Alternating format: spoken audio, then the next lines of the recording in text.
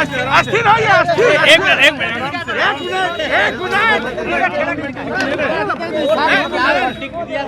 एक मिनट प्रसाद है, कुमार नहीं है।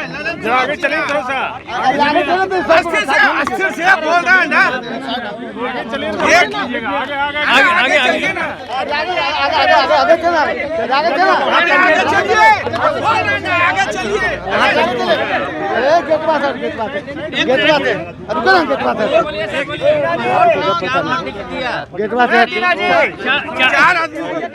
चार अभियुक्तों को फांसी की सजा हुई है और एक मीना जी माइक लीजिए। कहाँ लिखिए लिखे 1 मिनट। इम्तियाज अंसारी इम्तियाज अंसारी, मुजीबुल्लाह अंसारी, हैदर अली और नुमान को 302/120B में death sentence, 121 waging war against government of India उसके लिए डेथ सेंटेंस हुआ है। फिर लाइफ इम्प्रिजमेंट हुआ है अंडर 121। फिर 302/34 के लिए डेथ सेंटेंस हुआ है। फिर लाइफ इम्प्रिजमेंट हुआ है अंडर एक्सप्लोसिव सब्सटेंस एक्ट।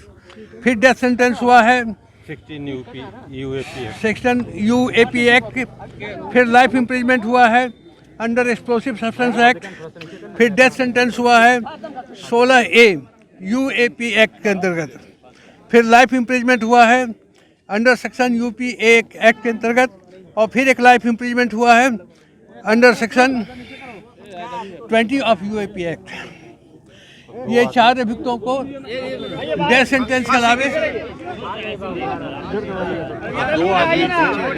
चार अभियुक्तों को पांच केस में डेथ सेंटेंस हुआ। 5 तो कितने फांसी की सजा किस किस को दी गई है, उम्र कैद की सजा किन को दिया गया है? इम्तियाज अंसारी, मुजीबुल्लाह, हैदर अली और नुमान अंसारी, चार को फांसी की सजा। उम्र कैद की सजा किन किन को दी गई है? इन लोगों को भी उम्र कैद की सजा दी गई है विभिन्न धाराओं में, फांसी के अलावे, समझे। और ऐसे भी इम्प्रिजमेंट दिया गया है। उसके अलावे जो इफ्तिकार हैं उनको केवल 7 साल की सजा दी गई है। उमर सिद्दीकी और अजहरुद्दीन उन लोगों ने दोनों कन्फेस किया था, तो उनके कन्फेशन को कंसिडर करते हुए लाइफ इम्प्रिजमेंट दिया गया है 120B 302 और 121 IPC के अंतर्गत। 10 साल की सजा किन लोगों को दिया गया सर? 10 साल की सजा दी गई है अहमद हुसैन को और फिरोज असलम को। जो लाइफ इम्प्रिजमेंट दिया गया है या जो सजा दी गई है वो किन किन चीज़ों को ध्यान में रखा गया? तथ्य जो केस की गंभीरता को देखते हुए 6 व्यक्तियों की हत्या हुई थी, 89 आदमी घायल हुए थे और एक साजिश के तहत एक बहुत ही भयंकर घटना घटी थी। एक मॉब पर अटैक किया गया था, ऑडियंस पर अटैक किया गया था जिनका कोई कसूर नहीं था, जिसका कोई फॉल्ट नहीं था। उन लोगों को जानबूझ करके उन लोगों पर अटैक किया गया था कि जिसमें मैक्सिमम कैजुअलिटी हो, और एक्चुअली कैजुअलिटी हुआ।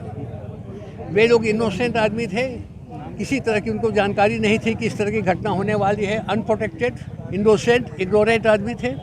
और उसके साथ जो घटना घटी, उस केस की गंभीरता को देखते हुए कोर्ट ने इस तरह का निर्णय दिया। लेकिन सर सबसे अहम बात है कि NIA ने जिस तरह से अनुसंधान किया, उनके अनुसंधान के तथ्य पे आपने कोर्ट में आर्गूमेंट किया, बहस की, जरा किया, साक्ष्य प्रस्तुत किया। NIA की भूमिका कितनी महत्वपूर्ण रही इस केस में? NIA ने बहुत ही अच्छा से इस केस को हैंडल किया है। सारे सबूतों को बहुत डिलीजेंटली, बहुत ही सूक्ष्मतापूर्वक उन्होंने कलेक्ट किया है बारीकी से।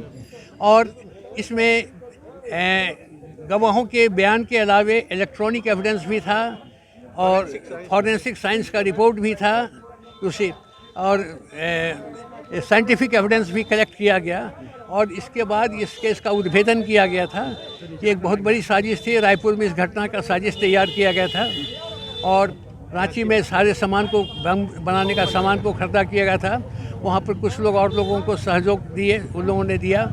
और उसके बाद पटना में आकर के 27 अक्टूबर को 27 अक्टूबर को यहाँ पर इन्होंने घटना का। लेकिन एक सवाल और है सर, कि बचाव पक्ष के वकील जो कहे हैं वो कह रहे हैं कि इस फैसले के खिलाफ हम हाई कोर्ट जाएंगे। हाँ, उनका राइट है, वो यही देखें। तो आप क्या वहाँ पे भी जिरह करेंगे इन लोगों के खिलाफ? अगर नहीं, वहाँ जिरह की बात नहीं है, वहाँ पर अपील की सुनवाई होगी। वहाँ पर दोनों पक्षों को फिर सुना जाएगा और उसके बाद कोर्ट अपना जो तरीके से आप अपना पक्ष रखेंगे, अपना रखा गया है। हम लोग 2 का उमेर सिद्दीकी, अजहरुद्दीन का लाइफ था। नहीं, 5 सेक्शंस में 4 अभियुक्तों को डेथ सेंटेंस हुआ है और बाकी सेक्शंस में लाइफ इम्प्रिजमेंट हुआ है और फाइन भी हुआ है। उसके अलावे उमेर सिद्दीकी अजहरुद्दीन को लाइफ इम्प्रिजमेंट हुआ है, ये दोनों को। इसके अलावे 10 साल की और भी सज़ा हुई है दूसरे सेक्शन के अंतर्गत। अहमद हुसैन को 10 साल की सज़ा हुई है, फिरोज़ को 10 साल की सज़ा हुई है और यही इफ्तिकार को जो है 107 साल की सज़ा हुई है। किसको मौत की सजा हुई है? नाम बता दीजिए। इम्तियाज अंसारी लिखिए, इम्तियाज अंसारी, मजीबुल्लाह, हैदर अली और नुमान अंसारी है। 10 साल की किसको? 10 साल की सजा हुई है उमेर सिद्दीकी को नहीं और अजहरुद्दीन को। इसके अलावे दोनों को लाइफ इम्प्रिजमेंट भी हुआ है अंडर 120B/302। लाइफ इम्प्रिजमेंट हुआ है under 121 of IPC waging war against government of India. इस तरीके से माननीय न्यायालय ने अपने न्यायाधीश ने अपने फैसले माननीय न्यायालय ने जो गवाह पेश किए गए, गवाहों के बयान के आधार पर जो डॉक्यूमेंट्स पेश किए गए, डॉक्यूमेंट्स को देख करके जो इलेक्ट्रॉनिक था या जो फॉरेंसिक लेबोरेटरी का जो रिपोर्ट था, ये सारी बातों को कंसीडर करते हुए और दोनों पक्षों को सुनते हुए उन्होंने यह निर्णय लिया है। केस की गंभीरता को देखते हुए, क्योंकि ये 6 व्यक्तियों की मृत्यु हुई थी, 89 आदमी घायल हुए थे और ये मैटर बहुत ही सीरियस था, एक साजिश के तहत था, इसलिए इस केस की गंभीरता को देखते हुए, क्योंकि एक ग्रूसम मर्डर था, बहुत ही भयानक रूप से 5-6 लोगों की हत्या की गई थी, कितने लोग घायल हुए थे, इस सारी बातों को कंसीडर करते हुए दोनों पक्षों को सुनते हुए कोर्ट ने आज निर्णय लिया है, जिसमें 4 व्यक्तियों को मृत्युदंड और बाकी को लाइफ इम्प्रिजमेंट और 10 साल की सजा, 7 साल की सजा।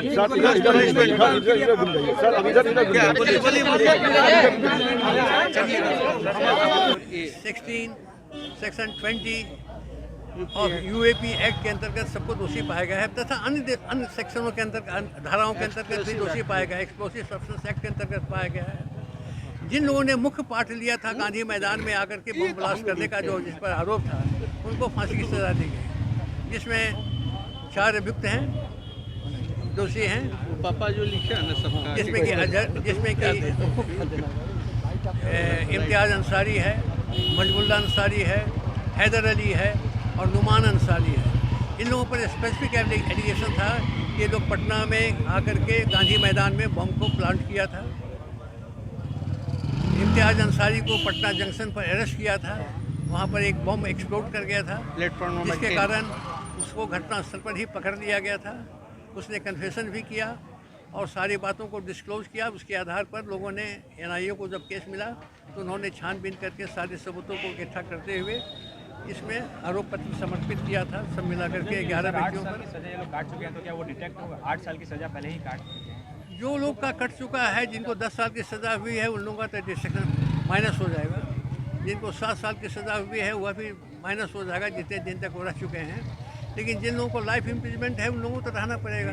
जिनको डेथ सेंटेंस है, तो उसका कन्फर्मेशन अब हाई कोर्ट के द्वारा होगा, तब उसके बाद न्यायालय में जाना चाहिए। ये लोग जाएंगे, लिबर्टी है, उन लोगों को तो जाना है, जाना ही चाहिए। 1 महीना का समय दिया गया है, 1 महीना के अंदर ये लोग हाई कोर्ट में अपील कर सकते हैं। पहली बार कम समय में जो है इसको एग्जीक्यूट कर लिया गया। क्या 3 महीना है, कम समय में 3 महीना 8 सालों में इस तरह की घटना का काफी सारी घटनाएं बम ब्लास्ट अभी तक भारत में जितने हुए हैं काफी समय लग जाता है। ये जो है एक्सेप्शनल केस था। पब्लिक मीटिंग में एक ह्यूज मास यहाँ पर लोग इकट्ठा हुए थे श्री नरेंद्र मोदी के भाषण को सुनने के लिए। हजारों हजार व्यक्ति थे और उसमें इस तरह की घटना करना एक पाया गया कि ये बहुत ही एक डायबोलिक घटना है। एक निर्मम तरीके से हत्या की साजिश रची गई थी और हत्या हुई। तो इस केस कोर्ट ने इस केस की गंभीरता को देखते हुए, जिस ढंग से ये घटना कारित किया गया है और जिस तरह से इसकी साजिश बनाई गई थी, सामान इकट्ठा किया गया था, बम तैयार किया गया था, इस सारी बातों को कंसिडर करते हुए कोर्ट ने इस तरह का आज निर्णय लिया है। रिपब्लिकन न्यूज़ से जुड़ने के लिए सब्सक्राइब बटन दबाकर चैनल को सब्सक्राइब करें। नोटिफिकेशन प्राप्त करने के लिए यहाँ बेल को दबाएं। वीडियो अच्छा लगे तो लाइक करें और दोस्तों के साथ शेयर करना ना भूलें।